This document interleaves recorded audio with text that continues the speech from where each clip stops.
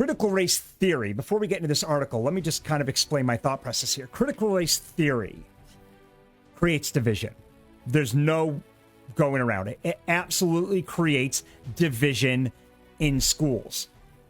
And it's because race has become a political matter. There's a reason, a very good reason, why we do not teach politics in school. And I don't care what you have to say about the matter. Black Lives Matter. Race is a very political issue today. And it's because our government, our very own government, decided to politicize it. The left have sponsored Black Lives Matter. The Democrats got involved in that movement. They practically funded the entire campaign.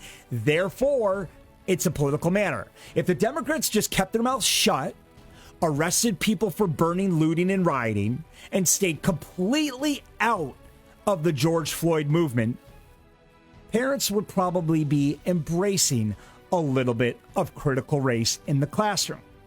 But that's not what happened. Democrats completely controlled the narrative, and they are now trying to get it pushed into school. So rightly so, parents are very skeptical. They're upset. They're furious by the fact that there's no balance.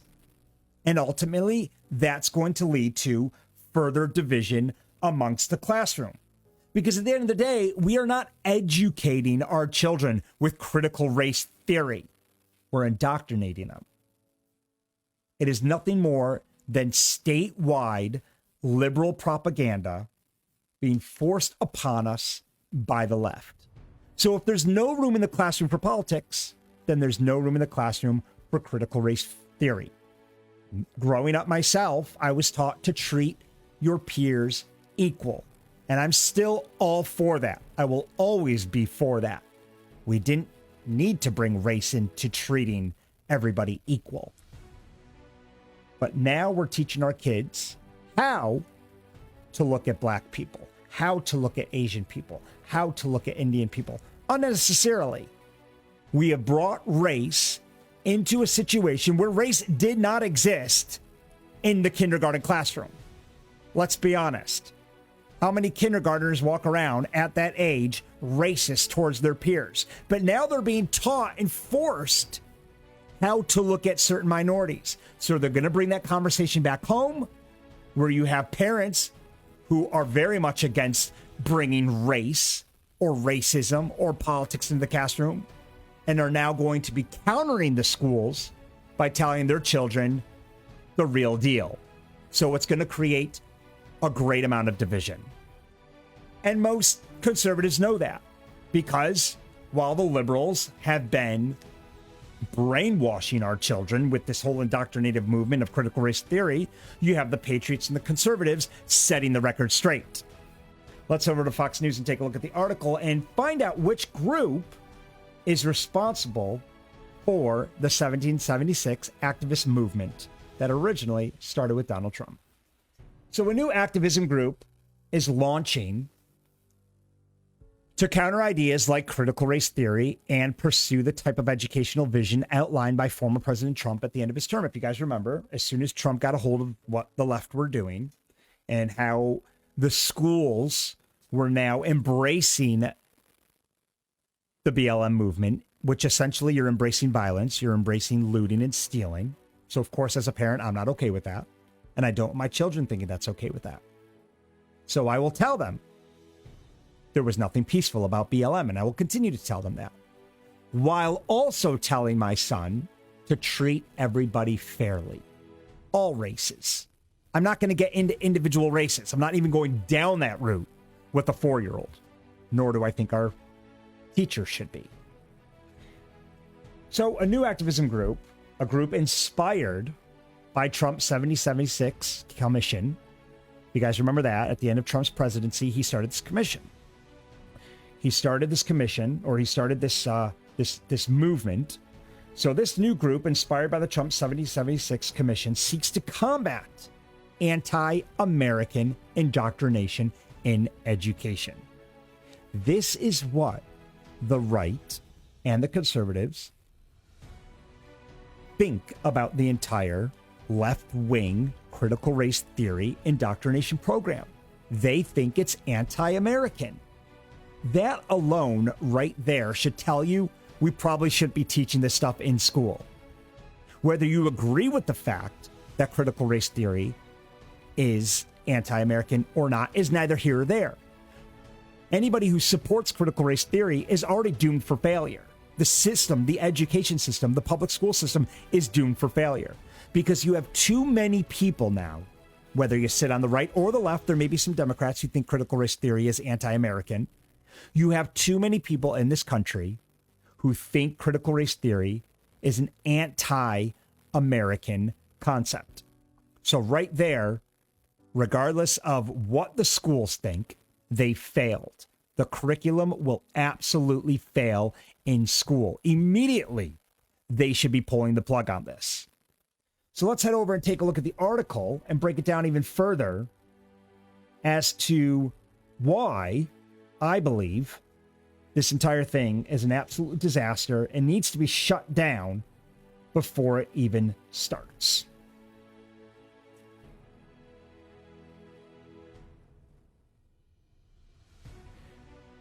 So a new activism group is launching to counter ideas like critical race theory and pursue the type of educational vision outlined by former President Trump. Now, again, regardless of what you think about Trump's version of education, the point here is conservatism, patriotism, what it's like to be a true American has all been lost in the American classroom. So the group known as 1776 Action is rolling out a series of efforts this week to support, and this is a real B&H customer that story. New Hampshire has already gone down the route of considering banning this type of theory in the classroom. So the 1776 Action Group is rolling out a new series of efforts this week to support New Hampshire's legislation banning critical race theory. So we've already got states now jumping on the bandwagon. They don't think it's right. They're not going to be hijacked by the liberal left or the far left, radical left at this point. They want nothing to do with it. They're going to put their foot down. Adam Waldeck, the group's president, so Adam Waldeck is this 1776 activism group's president, and he told Fox the other night that his group plans to also be active in Loudoun County, Virginia, which has seen a clash between disgruntled parents and schools pursuing the controversial ideology. So already we have states stepping up and fighting back at this. We have activist groups stepping up and fighting against this. We're only going to see many more over the next few months. And remember, most of the United States, the children aren't even back into person yet. They've been doing this hybrid stuff. So they haven't really had much of an education this past year. So parents haven't really needed to think about it. The real damage hasn't even remotely begun yet because schools are still trying to figure out how to get the kids back into class, let alone begin their far left radical ideology of critical race theory. So it hasn't even begun yet, and we already have pushback from the states. So again, that alone right there tells me that we are going to see a lot more pushback. So last month, this group, 1776 Activist or Action Group, they launched just last month as a tax-exempt organization. The arguments are growing resistance to diversity trainings and curricula in U.S. institutions. Like Parents Defending Education, which Fox News reported, 1776 Action intends to empower parents to challenge these ideas at the local level. And that's the biggest argument right now. The fact that parents have never even had a say. They've never even been able to have their input in this situation. And that's been the biggest frustration for me. Nobody has asked us what we thought about the situation. Because as far as I'm concerned, my kid is going to school to learn how to read, write, arithmetic, a little bit of history. You want to teach a little history in the classroom. And history is not BLM last month. That's not history to me. Okay, that might be history in 20, 30 years when we've collectively decided as a nation whether teaching the fact that people rioted and looted and burned down America to get their way is appropriate for the classroom. I'm not convinced or sold yet that it is. But maybe it will be.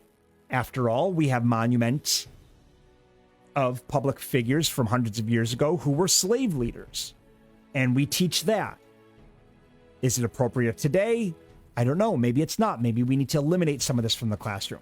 Personally, I'm a big fan of history, and I think that we should be teaching all forms of history. Martin Luther King, back to slave trade, back to Abraham Lincoln abolishing slavery,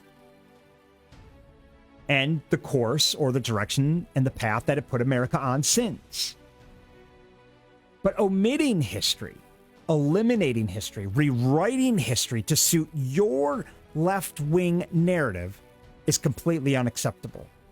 And it sends the wrong message to these children. Like I said in the beginning of the show, I'm all for equality. I'm all for teaching our children how to be fair, how to love one another, how to be kind. I don't think there's any room in school for bullying. And I think these matters should be taken very seriously.